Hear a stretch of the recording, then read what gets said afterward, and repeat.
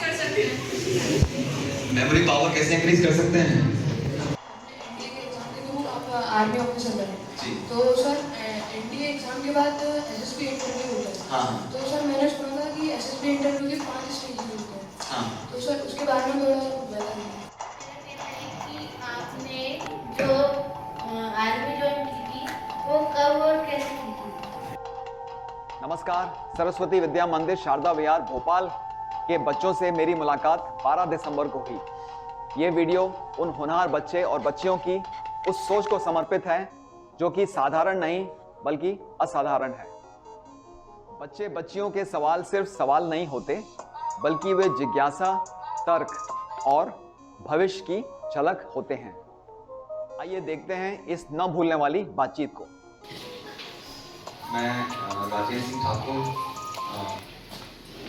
1968 में आप जैसा मैं सरस्वती शिशु मंदिर 5वीं क्लास पहली क्लास में मेरा एडमिशन हुआ था और मैं 1972 में सैनिक स्कूल रीवा चला गया। और जब मैं 16.5 साल का था 79 में तो मैंने भारतीय सेना ज्वाइन किया था, Indian army national defence academy Khadakwasla में। और 4 साल का वहाँ पे ट्रेनिंग था हमारा। वहाँ पर हमने तमाम जो मानसिक और शारीरिक शक्तियों को बढ़ाने के लिए, अपने व्यक्तित्व को निखारने के लिए भारतीय सेना ने मुझे 4 साल के लिए ट्रेनिंग दिया। उसमें हमने सब कुछ सीखा, कैसे अपने शरीर पर अधिक से अधिक कैसे हम परेशानी झेलते हैं, कैसे हम अपने शरीर को भूखा रख सकते हैं, कैसे जंगलों में हम 48 घंटे चलते रहते हैं, बारिश में, कीचड़ में, बिना खाने के, बिना पानी के। हमने सीखा कि कैसे अगर हमको कुछ खाना नहीं मिलता है तो कैसे हम सांप को खा सकते हैं। मैंने खुद ने सांप को खाया है काट के। मैंने कश्मीर में लेफ्टिनेंट बन कर तब मैं मेरी 20 साल की उम्र थी और वहाँ पर मेरी पोस्टिंग थी पहले कश्मीर में। और कश्मीर में मैंने काफ़ी नौकरी किया है 15 साल। और सेना के मैंने तमाम पोस्टों में मैंने नौकरी किया है, lieutenant captain, major, colonel, brigadier, major general. और मैं देहरादून से रिटायर हुआ 2021 में। 5 वर्षों से जर्मनी में ग्योथिन यूनिवर्सिटी है फ्रैंकफर्ट में, वहाँ पर मैं रिसर्च कर रहा हूँ। और मैं आपको इसलिए बता रहा हूँ क्योंकि मैंने तीसरी भाषा मुझे आती है हिंदी, अंग्रेजी, और मैंने तीसरी भाषा को सीखना शुरू किया अपने रिटायरमेंट के बाद। इसलिए बता रहा हूँ क्योंकि अगर आपको ज्ञान पाना है तो एक भाषा तक सीमित मत रहिए। मैं सवाल पूछूंगा और उसमें से कोई मुझे बताएगा इस मेरे सवाल का उत्तर। विश्व में सबसे ज्यादा बोलने वाली भाषा कौन सी है? एक मैं 10 लोगों से सुनना नहीं चाहता। मैं खड़े हो जाइए बेटा, आप खड़े हो जाइए। हाथ उठा के बोले। एक कोई हाथ उठाएगा।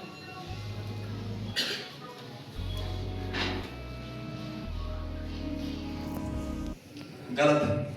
दूसरा कोई भी बच्चा बताइए।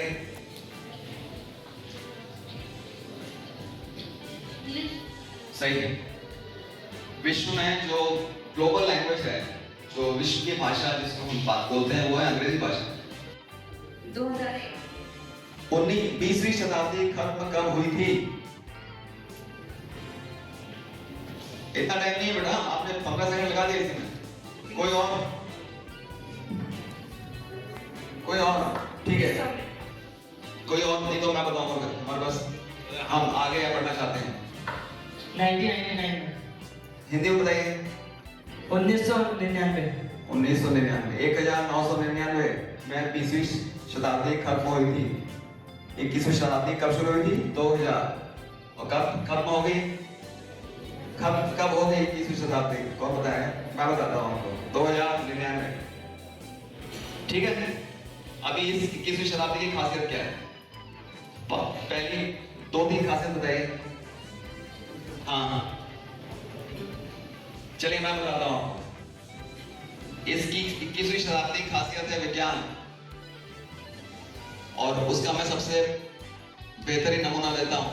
आप आज भोपाल में हैं, अभी आप चाहें तो 24 घंटे के अंदर पूरी धरती का चक्कर लगा के आ सकते हैं।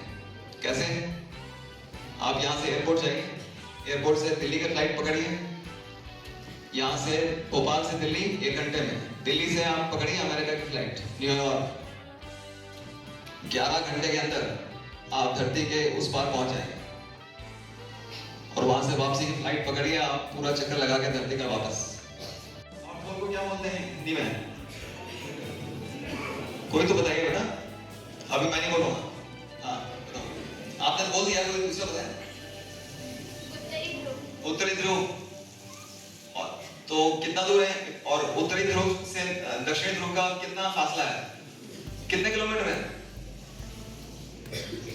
कोई भी? हाँ बताओ बेटा। आज हम सीखने आए हैं, ज्ञान इकट्ठा करने आए हैं हम। आप मेरे से ज्ञान लेंगे, मैं आपसे ज्ञान लूंगा। और जब हम एक दूसरे से ज्ञान बांटते हैं तो क्या होता है? किसका बढ़ता है ज्ञान? आपने जो आर्मी ज्वाइन की थी वो कब और कैसे की थी? मैंने आपको बताया बेटा, मैं 16.5 साल का था तब मैंने सेना में भर्ती हो गया था। उसके लिए हमें नेशनल डिफेंस एकेडमी एक परीक्षा होती है, एनडीए, नेशनल डिफेंस एकेडमी, भारतीय रक्षा अकादमी, पूना में खड़गवासला में एक जगह है, वहां पर अधिकारियों की ट्रेनिंग होती है 4 साल की, थल सेना, नौसेना, वायुसेना। उसमें हर वर्ष हर 6 महीने में 300 बच्चे जाते हैं। बच्चे पहले जाते थे, अभी बच्चियां भी जाती हैं। उसके लिए एक लिखित परीक्षा होती है, एनडीए एंट्रेंस एग्जाम। तो वो परीक्षा मैंने 11वीं में दी थी इलाहाबाद से, और उस परीक्षा के बाद फिर परीक्षा पास होने के बाद आपका सर्विस सिलेक्शन बोर्ड में इंटरव्यू होता है। वो इंटरव्यू मैंने भोपाल में दिया था, और भोपाल इंटरव्यू के बाद फिर आपका मेडिकल होता है। वो देखते हैं कि आपका शरीर फिट है तमाम, उसके बाद फिर मेरा सिलेक्शन होता है। किस लिए होते हैं हर्षल? आप बताइए हर्षल। हर्षल किस लिए होते हैं सैटेलाइट? क्यों छोड़ता है आदमी? कोई भी बताइए, जो कि आप विज्ञान की बातें कर रहे हैं। आप बताइए बेटा, क्यों सैटेलाइट छोड़ते हैं? कोई भी? अभी हम सैटेलाइट इसलिए छोड़ते हैं कि जिससे कि मानव, हाँ, देश की सुरक्षा के लिए, इंफॉर्मेशन के लिए। देश की सुरक्षा तो बाद में आती है बेटा, देश की सुरक्षा तो सिपाही कर लेता है, सैटेलाइट का काम चल जाता है। इंफॉर्मेशन के लिए। देश की वो इसलिए करता है जब आपको हमारी मानवता को जो जरूरतें होती हैं, विभिन्न जरूरतें होती हैं, उसके इस्तेमाल के लिए, जैसे बातचीत के लिए, कम्युनिकेशन। उसके बाद बाकी जो जरूरतें होती हैं, जैसे कि हम नेविगेशन होता है, बहुत बड़ा एक उपयोग होता है नेविगेशन। नेविगेशन मतलब क्या होता है? कोई भी बताइए। नेविगेशन एक सिंपल सा अंग्रेजी शब्द है, क्या है? खुशी। अच्छा जवाब दिया, शाबाश, बढ़ जाए। हाँ, नेविगेशन। ये लड़की जो चश्मा पहने को माइक दीजिए, इधर इधर आगे आगे, आप खड़े हो जाओ, चश्मा पहना। जैसे आपने चश्मा पहना, आपको पता नहीं है? अभी जैसे आपका नाम क्या है? हाँ, सिद्धि। जैसे अभी आपको जाना है यहाँ से भोपाल रेलवे स्टेशन, तो आप गूगल में लगाते हैं रूट टू भोपाल स्टेशन, लगाते हैं, हाँ? और फिर आप जब गाड़ी में बैठे रहते हैं तो पूरा रास्ता बताती है आपको, गूगल में कोई आवाज आती है बताती है। ये कैसे संभव होता है? मैं आपको बताता हूँ कैसे संभव होता है। ये संभव होता है कि जो ग्लोबल पोजिशनिंग सैटेलाइट्स हैं, ये अमेरिका का एक कॉन्स्टेलेशन का हिंदी में शब्द क्या होता है? सैटेलाइट का समूह है, अमेरिका का सैटेलाइट का समूह है। उसमें 27 अंतरिक्ष सैटेलाइट्स हैं, 27 सैटेलाइट्स हैं, जो कि हमारे धरती से 19,000 किलोमीटर ऊपर चक्कर लगा रहे हैं हमारी धरती का। 19,000 किलोमीटर 27 सैटेलाइट्स चक्कर लगा रहे हैं पिछले 30 सालों से। उनमें से 4 सैटेलाइट्स होते हैं, वो आपके मोबाइल की लोकेशन, आपकी मोबाइल की लोकेशन और फिर भोपाल रेलवे स्टेशन की लोकेशन, उन दोनों लोकेशन के बीच में क्या रास्ता आपने तय करना है वो आपको बताते हैं, ठीक है ना? तो और वो ये फैसिलिटी आप इस्तेमाल करके आप यहाँ से आप पूरा रास्ता, जहां पर भी कोई रेड लाइट आती है, आपको बताता है कि आपने सीधा जाना है, पहला टर्न है या दूसरा टर्न है। ये सारा आपको वो 4 सैटेलाइट की मदद से पता लगता है। तो ये है ना विज्ञान का एक बेहतरीन नमूना है कि नहीं? लाखों लोग इस फैसिलिटी का इस्तेमाल करके अपनी दिशा, तो ये एक बहुत बड़ा इसका उपयोग है, इसलिए हम सैटेलाइट छोड़ते हैं। ठीक है। दूसरा है कम्युनिकेशन, बातचीत, हम एक दूसरे से बातचीत करते हैं, वो उसका दूसरा बड़ा उपयोग है। तीसरा उसका उपयोग है डिजास्टर, जब कहीं कोई तूफान आता है या कहीं कोई परेशानी आती है, तो ये तमाम, इसके लिए भी अलग से सैटेलाइट्स हैं जो कि आपको बताते हैं कि कहाँ पर कौन सी विपदा पड़ी है। So, how to speak different languages and become fluent in English? How to speak different languages and become fluent in English. What's the good name? So, Devoshmita. Devoshmita. Devoshmita. Devoshmita. Yes, sir. Just one minute. I have very different name and very unique name. Devoshmita, you want to learn English? You should. Firstly, you already know good English, so well done. When you're walking, when you're sitting in the bus, think about sentences that you speak. When you're walking, think about English. You speak English to your friends, and you see English films, you read English books, you read English novels. Understand? So that is the way you will learn. So, how to learn different languages and speak them? You cannot learn all languages, but it all depends on what is your interest. There are people, बहुत सारे लोग हैं जिनको Korean सीखना चाहते हैं क्योंकि उनको कोरिया का संगीत बहुत पसंद है, या कोरिया के स्टार्स पसंद हैं। कुछ लोग हैं हमारे देश के, हमारी सेना के, जो चाइनीज सीखते हैं क्योंकि हमको चीन के दिमाग में क्या चल रहा है, तो हम चाइनीज भी सीखते हैं। तो अलग अलग भाषाएं हैं। पहली बात तो आपको उस भाषा से आप क्या हासिल करना चाहते हैं, ठीक है ना? जैसे आप अंग्रेजी भाषा सीखते हैं तो आपको मालूम है कि एनडीए एंट्रेंस या कुछ परीक्षाएं हैं जो कि अंग्रेजी में बोली जाती हैं। आप हिंदी भाषा सीखते हैं तो उसके पीछे भी आपका कुछ मकसद रहता है कि मैं हिंदी भाषा से मैं क्या अपने जीवन में ऐसा क्या मैं पाना चाहती हूँ या पाना चाहता हूँ। देवोष्मिता, आपका उत्तर मैंने दे दिया ठीक से? Yes, sir. Thank you. आप थोड़ा नीचे हो जाइए। सर, जैसे कि आपने हमें बताया था, आपने एनडीए के एग्जाम के थ्रू आप आर्मी ऑफिसर बने। जी। तो सर, एनडीए एग्जाम के बाद एसएसबी इंटरव्यू होता है। हाँ। तो सर, मैंने सुना था कि एसएसबी इंटरव्यू के 5 स्टेजेस होते हैं। हाँ। तो सर, उसके बारे में थोड़ा बता दीजिए। 5 स्टेजेस होते हैं बेटा एनडीए इंटरव्यू में। पहले आपका अभी आप मेरे से पूछ रहे हैं एक सवाल जो कि मेरा आपको 1979 का है, तो थोड़ा सा अगर मुझसे गलती हो जाए तो आपको याद रखना चाहिए कि बहुत टाइम हो गया उसके लिए। तो पहला तो उसमें अभी स्क्रीनिंग होने लगा आजकल, क्योंकि बहुत सारे बच्चे आते हैं तो आजकल तो एक वो स्क्रीनिंग तो उस टाइम नहीं होता था हमारा, पर हमसे एक तो ग्रुप टेस्ट होता है, फिजिकल टेस्ट होता है, एक इंडिविजुअल टेस्ट होता है। जैसे आपको जैसे गड्ढा खोदना है, 8-9 फुट का गड्ढा खोदना है, तो आप कूद सकते हैं, नहीं कूद सकते हैं, बीच में मार्कर बढ़ा जाता है और आप साइड से करके कूद लेते हो। तो एक तो फिजिकल टेस्ट होते हैं, ऑब्स्टिकल्स टेस्ट होते हैं ना, तो वो एक तो नाम क्या होता है बेटा मनी? जी, समर्थ पारे। समर्थ पारे। समर्थ। तो समर्थ आपने क्या करना है कि पहले तो जो आपकी शारीरिक जो काबिलियत है वो कैसे बढ़ानी है। आप 2-3 किलोमीटर दौड़ लिया करो, और दूसरे तीसरे दिन कभी आप चाहो तो मन किया तो रात को 3 बजे उठ गए और जाके 10-15 किलोमीटर दौड़ के आ गए, भोपाल रेलवे स्टेशन तक दौड़ के वापस आ गए, ठीक है ना? तो शारीरिक जब आप लड़कियों के लिए भी लागू है, लड़कियां भी, आपको आप लोगों का भी उम्र है और आपके पास आप चाहें तो 15 किलोमीटर दौड़िए आप। और मैं आज सुबह आपके ग्राउंड के अंदर चक्कर लगाया मैंने आज, तो दौड़ते हैं तो आपका शरीर में आपकी काबिलियत बढ़ती है। और फिर गड्ढा कूदिए, 9 फुट का गड्ढा कूदिए, रस्सी चढ़िए। आपने ताकतवर बनाना है, तो दिमाग को कैसे ताकतवर बनाएंगे? पढ़िए, है ना, सवाल पूछिए।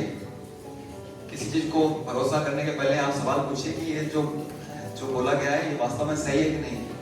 पढ़िए, आपको पढ़ना क्या है। जैसे आप अधिकारी सेना में बनना चाहते हैं तो सेना में अधिकारी बनने के लिए आपको लिखित परीक्षा पास करनी होगी, एनडीए रिटन एग्जाम।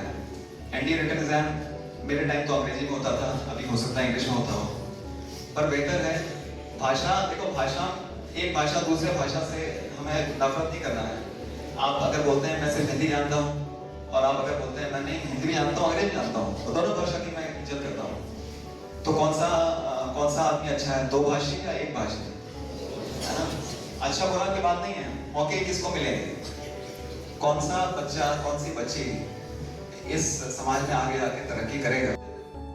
सकारात्मक सोच होनी चाहिए हमारी, क्योंकि साइकोलॉजी जो हमारे जो साइकोलॉजिस्ट होते हैं वो पूछते हैं, सवालों से पूछते हैं कि आपकी सोच सकारात्मक है कि नकारात्मक है, ठीक है ना?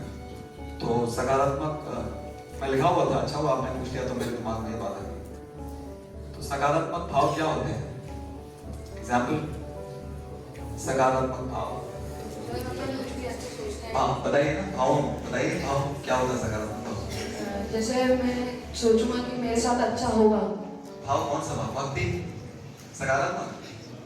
आप बताओ, अच्छा आप बताओ सकारात्मक के नकारात्मक, मैं आपको भाव बताऊंगा, आप बताना कौन सा है।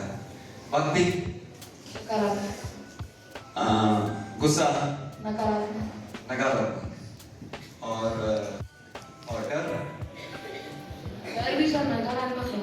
नकारात्मक। कुछ भी हो जाएगा करके रहोगा, सकारात्मक, सकारात्मक। अंधविश्वास, नकारात्मक। नाम क्या है? प्रियंका। प्रियंकना, प्रियंकना बेटा आप पक्का एयरपोर्ट जाओगे 100%। कांग्रेचुलेशन। हाँ अभी आप पहले जो मैंने बोला है ये अपने आप से बोलो रोज, ठीक है? अपनी कमजोरी को मत बताओ किसी को, ठीक है? और अपना जो मैंने आपको क्या बताया, दौड़ना शुरू करो, दौड़ना शुरू करो, फिजिकली फिट रहो, और अपना मेंटली मैंने बताया आपके दिमाग को इतना अपना नॉलेज इतना बढ़ाइए कि आप एग्जाम, रिटन एग्जाम में आपके 100 में से 80% नंबर आने चाहिए, 85% नंबर है, वो कोई इम्पॉसिबल नहीं है, कर सकते हैं आप, ठीक है ना? हाँ आपका फेवरेट स्पोर्ट्स कौन सा? मेरा कुछ दिन बास्केटबॉल, कुछ दिन हॉकी, अभी तो यही खेल पाता हूँ। तो नहीं, जब आप यंग थे तब? यंग तो अभी भी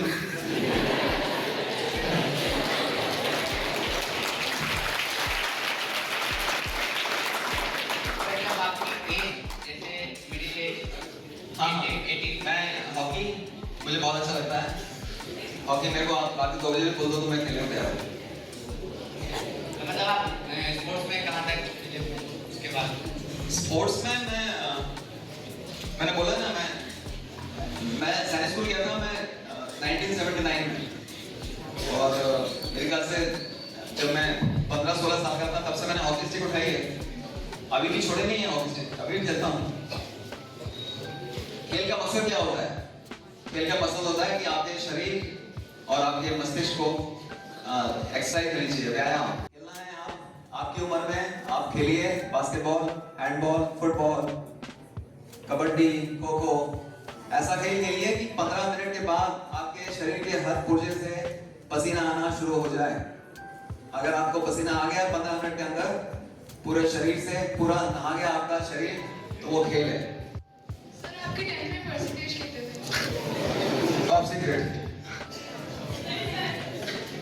69%।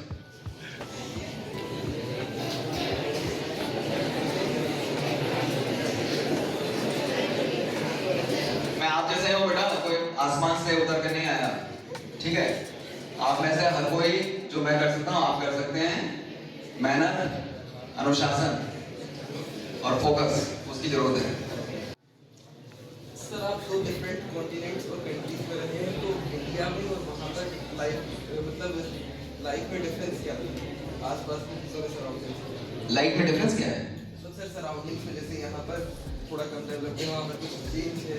वहाँ पर मैं एक बार फिल्म देखने गया था, तो वो पिक्चर हॉल में मैं ये गया था, शाम को 6 बजे गया था, तो वहाँ मैंने टिकट खरीदा 6 यूरो का, 600 रुपए का, पिक्चर देखने गया। एक महिला थी, उन्होंने टिकट दिया मुझे, टिकट तो ऑनलाइन लिया था, नहीं वहीं लिया था, तो दाएं बाएं देखकर कोई आया नहीं, मुझे लगा शायद पिक्चर चलेगी नहीं। पिक्चर पूरी देखी मैंने, इंटरवल के टाइम उसी महिला ने मुझे कॉफी पिलाई, बाकी फिल्म देखी, बाहर आ गया मैं, और वो था पिक्चर हॉल करीब 40 सीटर था, और ट्रेन्स होती है वहाँ पर, खाली रहती हैं ट्रेन्स वहाँ पर, और तो जिंदगी काफ़ी सिंपल रहती है वहाँ पर। सर लोगों का बिहेवियर अच्छा है, हाँ, जब तक मैं किसी को पत्थर ना मारूं मुझे कोई कुछ नहीं होता। ठीक है, सब अच्छे से बात करते हैं। मैं टूटी फूटी जर्मन बोलता हूँ तो उनको अच्छा लगता है कि कोई दूसरे देश का हमारी भाषा बोल रहा है। बच्चों को वहाँ बहुत, बच्चों को, शिक्षा को बहुत वहाँ पे जोर दिया जाता है। मतलब बच्चे अगर ट्रेन का सफर कर रहे हैं तो उनको टीटी कहता है, उनको टॉफी ला के देता है, उनको कुछ कागज वागज देता है लिखने के लिए कि बच्चे, तो अच्छा है वहाँ पर, कोई ऐसी परेशानी। अभी ठंड में ठंड बहुत हो जाती है वहाँ। बेटा सुनाई नहीं, सर मेमोरी पावर कैसे इंक्रीज कर सकते हैं? मेमोरी पावर कैसे इंक्रीज कर सकते हैं? किसी भी चीज को आप बार बार करते रहेंगे ना, तो वो चीज आपको आपके दिमाग में आती रहेगी। कोई भी चीज आप सोचते हैं कि जैसे पढ़ाई है, आप जैसे गणित के सवाल हैं, ठीक है ना, अब जैसे कोई सवाल है, मान लो 1/2, 3/4, 5/6, 7/8, इन चार में से कौन सा सबसे छोटा शब्द, सबसे छोटा अंक कौन सा है ना? मैंने आपको उदाहरण दिया है। अब ये शब्द को आप इसी सवाल में आप अगर 10-15 बार सोचेंगे, उसको अलग प्रकार का आप रूप देंगे। 1/2 मतलब आप ऊपर एक आदमी, नीचे 2 आदमी, इस टाइप का, मतलब ना दिमाग में कल्पना कुछ बनाए, ठीक है ना, आपको पुराना कुछ याद है उससे जोड़े, ठीक है, उसको रंग दें। किसी भी चीज को दिमाग में आप रंग देते हैं तो आपके दिमाग में ज्यादा देर टिकता है। आवाज है ना, कोई आपके कान में चला रहा है, यही सवाल 1/2, 2/4, 4/8, इस टाइप का ना, तो पूरा ध्यान उस वक्त होना चाहिए, आपके आसपास कोई आवाज नहीं होनी चाहिए, ख्याल आपके पास नहीं चाहिए। इस तरह का आप पढ़ा सकते हैं मेमोरी पावर। मैं कोई एक्सपर्ट नहीं हूँ बेटा, पर मेरे दिमाग में जो आया मैं बताया। सर आपसे हम्बल रिक्वेस्ट है कि हम सबकी ऐसा रिक्वेस्ट है कि आप थोड़ा जर्मनी में बोल के बताएं, उसका अनुवाद भी कर दें। Ich heiße राजेंद्र सिंह ठाकुर, मेरा नाम राजेंद्र सिंह ठाकुर है। Ich spreche Deutsch, मैं जर्मन बोलता हूँ। Ich spreche zwei Sprachen, मैं 2 भाषा बोलता हूँ, Hindi, Ich spreche Hindi, Ich spreche Deutsch, मैं हिंदी बोलता हूँ, अंग्रेजी बोलता हूँ। Ich mache Forschung in Deutschland, मैं जर्मनी में रिसर्च करता हूँ, ठीक है। आपको आर्मी में जाने के लिए उत्साह कैसे बढ़ा था? उत्साह कैसे बढ़ा था?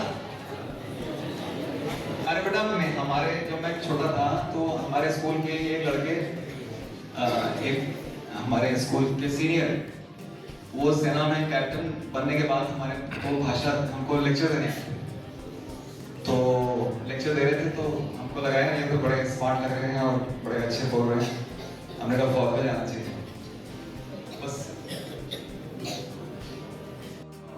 एक चीज बताना चाहता हूँ कि अग्निवीर जो परीक्षा है, जो या तो अग्निवीर या फिर नेशनल डिफेंस एकेडमी, या फिर बच्चों के लिए जो अग्निवीर भी है आप लोगों के लिए, और आपके लिए नेशनल डिफेंस एकेडमी भी है। सेना एक बहुत अच्छा पेशा है। वो इसलिए नहीं बोल रहा कि मैं सेना में ना हूँ, मैं इसलिए बोल रहा हूँ कि आपको कम उम्र में इसमें आपको भर्ती होती है, और उसके बाद सेना आपका ख्याल रखती है, आपकी तनख्वाह, आपके शारीरिक विकास, मानसिक विकास और आपका भविष्य वो सेना देखती है। तो एक अच्छा आपके लिए विकल्प है, पर एक ही विकल्प नहीं है, बहुत सारे विकल्प हैं। पर अगर आपको जिंदगी में, वो कहते हैं ना, कितने लाख योनियों के बाद आपको ये योनि मिलती है, ये जीवन मिलता है। अगर आपको इस जीवन को आप ऑप्टिमाइज, अधिक से अधिक आप इसको अच्छा करना चाहते हैं, तो अपना फिजिकल और मेंटल, शारीरिक और दिमागी ताकत को बढ़ाइए। उसके लिए जरूरी है कि आप खेलें, कूदें और ज्ञान अर्जित करें, और आप इसके लिए मैं आपको सभी को बहुत सारा आशीर्वाद, और बहुत अच्छा लगा आप लोगों से बात करके, मैंने बहुत कुछ सीखा आप लोगों से। Thank you very much.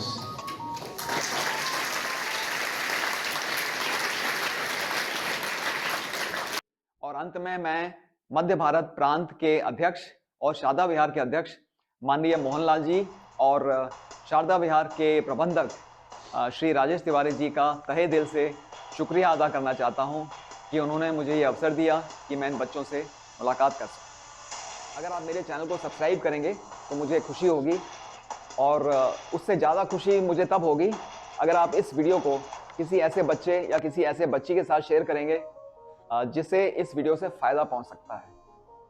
इतना कहकर मैं आपसे विदा लेता हूं। धन्यवाद।